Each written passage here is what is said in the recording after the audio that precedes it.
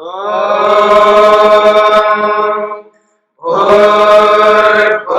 स्वः तत्सवितुर्वरेण्यं भर्गो देवस्य धीमहि धियो यो नः प्रचोदयात्।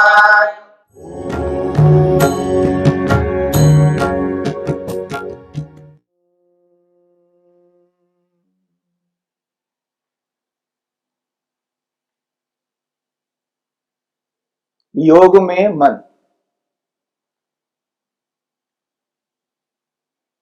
मन की 5 अवस्थाओं में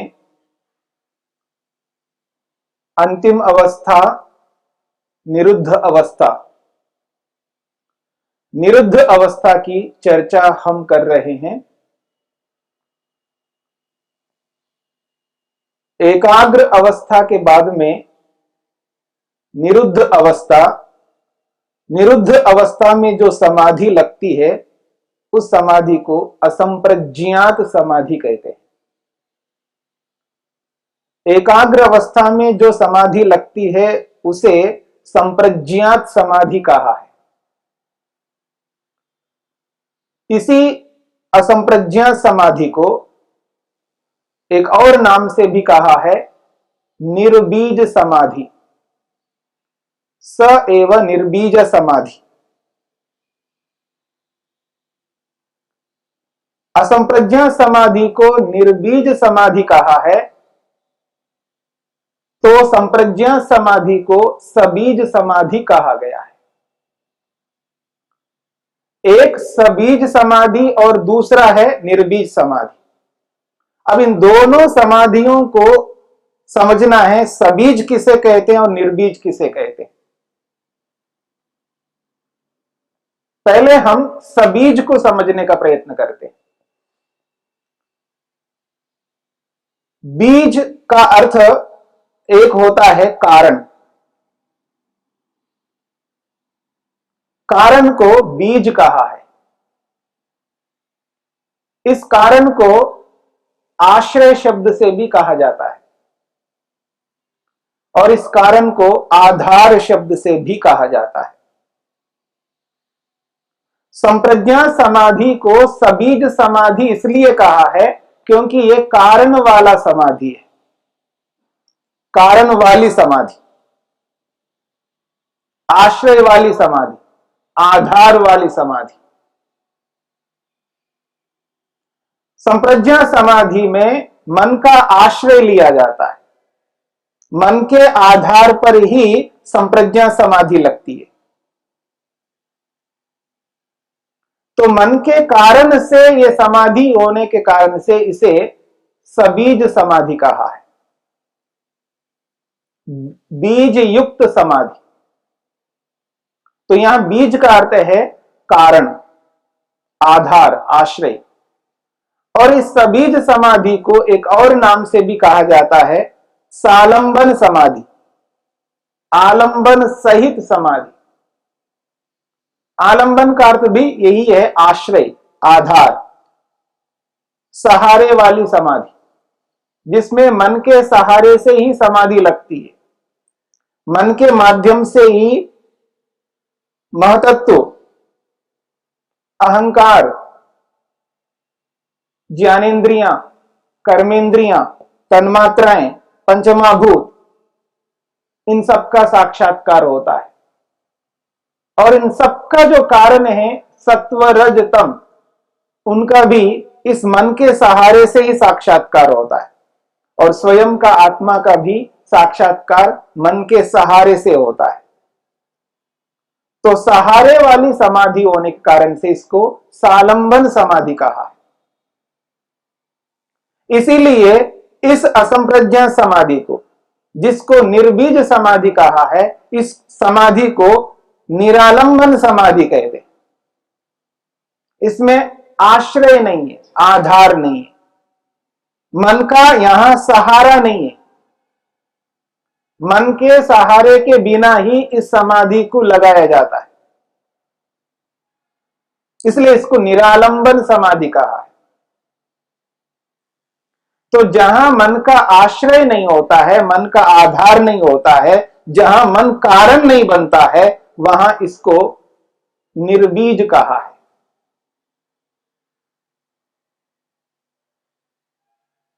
और बीज का दूसरा अर्थ लिया जाता है अविद्या।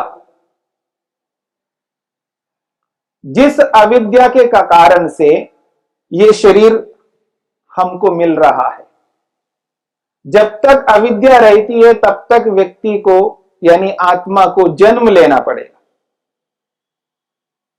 जन्म का आधार अविद्या है, जन्म का जो बीज है वो अविद्या है। यहां बीज का अर्थ है अविद्या।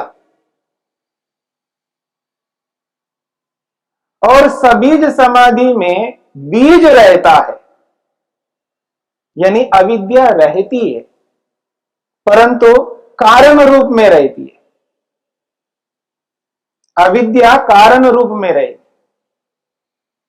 कार्यरत नहीं रहेगी। एकाग्र अवस्था में अविद्या कार्य नहीं कर सकती क्योंकि तत्वज्ञान हुआ है।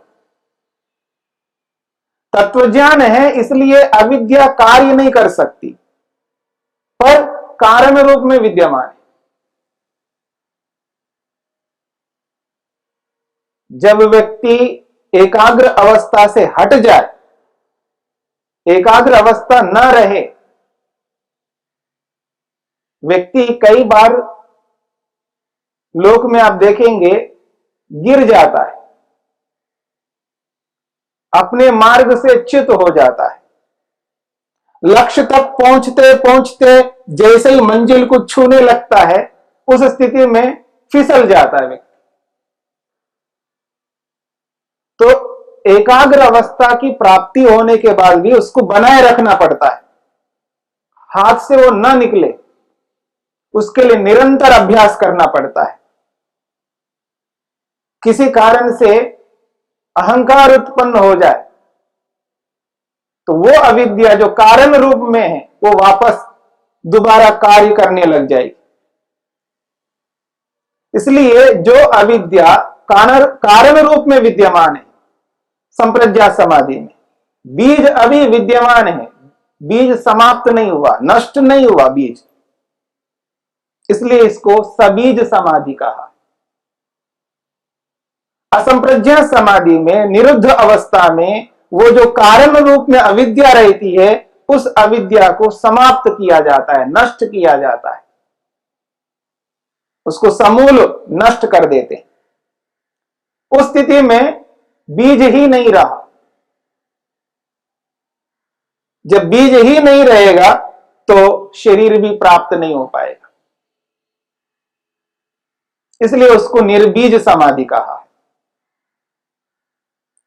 तो सालंबन समाधि, निरालंबन समाधि, सबीज समाधि, निर्बीज समाधि, संप्रज्ञात समाधि और असंप्रज्ञात समाधि। संप्रज्ञात समाधि कहो, सबीज समाधि कहो, निरालंबन सालंबन समाधि कहो, ये सब एकाग्र अवस्था में प्राप्त होने वाली समाधियां हैं। असंप्रज्ञात समाधि कहो, निर्बीज समाधि कहो और निरालंबन समाधि कहो, ये निरुद्ध अवस्था में प्राप्त होने वाली समाधि है। तो यहां कहा है जब निरुद्ध अवस्था को प्राप्त होता है योगाभ्यासी तो स निर्बीज समाधि न तत्र किंचित संप्रज्ञायते इति असंप्रज्ञातः। वेदव्यास लिखते हैं जब व्यक्ति निरुद्ध अवस्था को प्राप्त होता है, निरुद्ध अवस्था में जो समाधि लग रही है उसको निर्बीज समाधि कहते हैं। न तत्र किंचित संप्रज्ञायते, उस निरुद्ध अवस्था में जो असंप्रज्ञा समाधि लगती है उस स्थिति में संप्रज्ञात नहीं रहता। संप्रज्ञात नहीं रहता का अर्थ यह है संप्रज्ञात समाधि में जिन जिन पदार्थों का साक्षात्कार करता है वो पदार्थ उस निरुद्ध अवस्था में प्राप्त होने वाली जो असंप्रज्ञात समाधि है उस असंप्रज्ञा समाधि में वो वस्तुएं आत्मा के समक्ष नहीं रहती हैं, वहां तो केवल ईश्वर रहता है, ईश्वर का दर्शन होता है। वहां न सत्वर स्तंभ है, न अहंकार है, न मन है, न इंद्रियां हैं, वहां और कोई पदार्थ नहीं है, केवल केवल ईश्वर है, केवल ईश्वर। इसलिए कहा है न तत्र किंचित संप्रज्ञायते इति असंप्रज्ञातः, केवल वहां एक विषय है, ईश्वर। और असंप्रज्ञा समाधि में ईश्वर का ही साक्षात्कार होता है, केवल एक पदार्थ।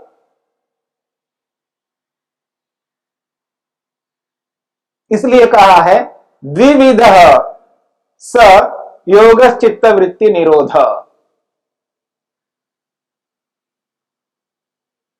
वो जो योग है वो द्विविधा, दो प्रकार का है।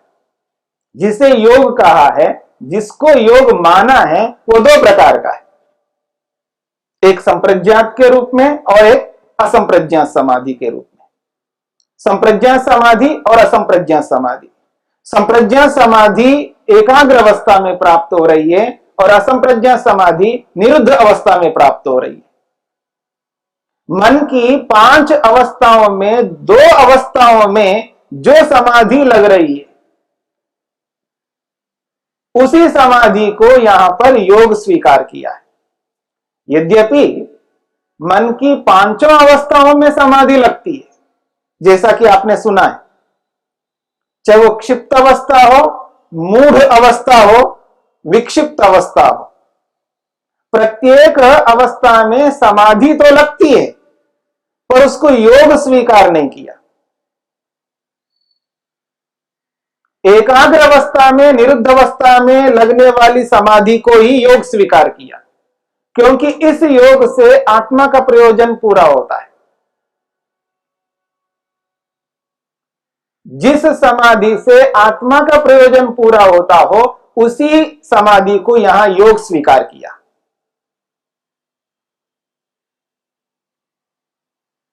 प्रयोजन क्षिप्त अवस्था में भी पूरा होता है,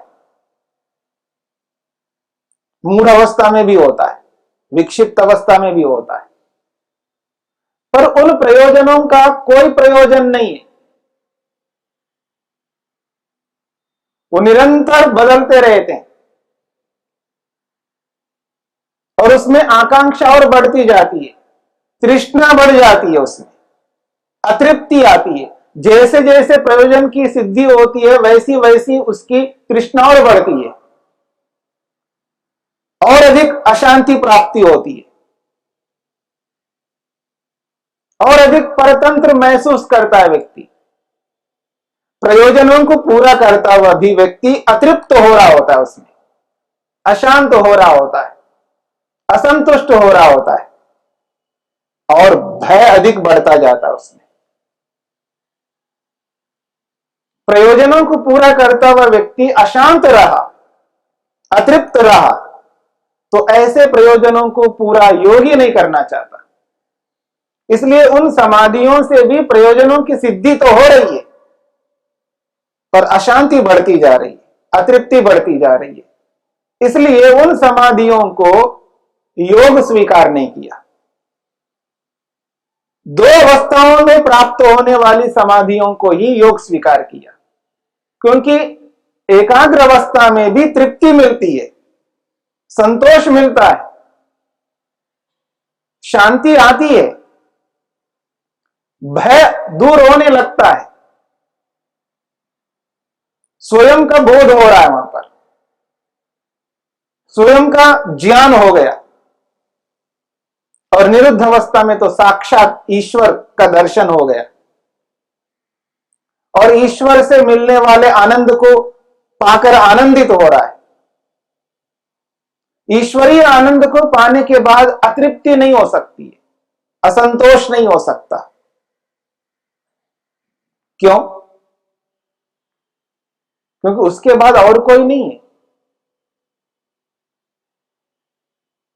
एक व्यक्ति को ये कहा जाए आपको यही मिलेगा और कोई आपके सामने विकल्प नहीं है, देख लो यही है, उसी से संतुष्ट होना पड़ेगा। आज हम संतुष्ट इसलिए नहीं होते हैं क्योंकि हमारे मन में विकल्प है, इससे बेहतर है, इससे बढ़िया है, इससे उत्तम है, इससे श्रेष्ठ है, इसलिए हम अशांत रहते हैं, अतृप्त रहते हैं, असंतुष्ट रहते हैं और तृष्णाओं को और अधिक पालने लगते हैं। पर जब ईश्वर का दर्शन होता है, ईश्वर का साक्षात्कार होता है, व्यक्ति असंप्रज्ञा समाधि से युक्त है, ईश्वरीय आनंद को पा रहा है,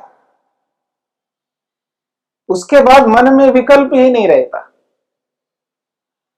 क्योंकि और कोई चीज ही नहीं है ऐसी, ईश्वर से श्रेष्ठ और कोई वस्तु नहीं है,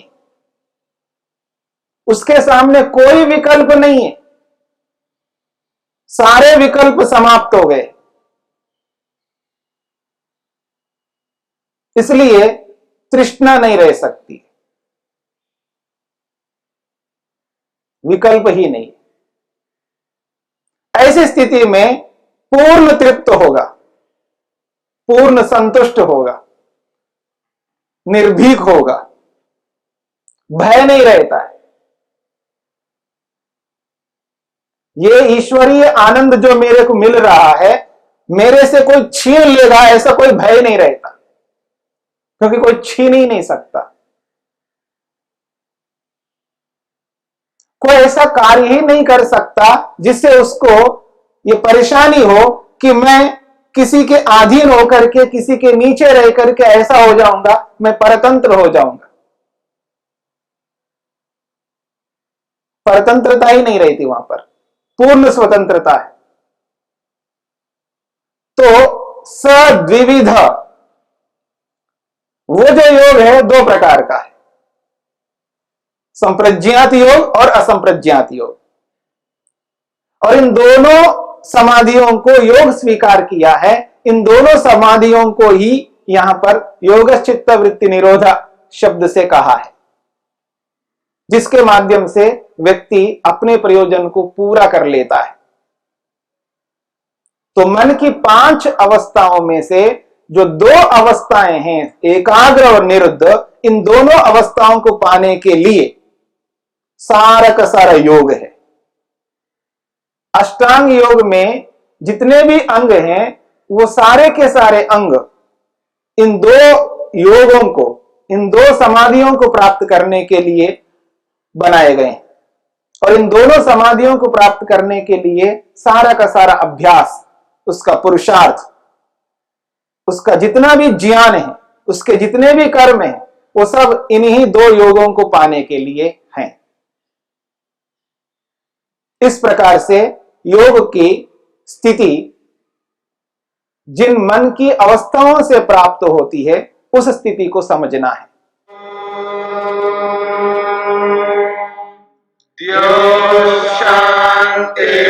शांतिरंतरिक्षं शांति पृथिवी शांतिरापः शांतिरोषधयः शांतिः वनस्पतयः शांतिर्विश्वे देवाः शांतिर्ब्रह्म शांति सर्वं शांति शांतिरेव शांति क्षमा शांतिरेधि। ओम शांति शांति शांति।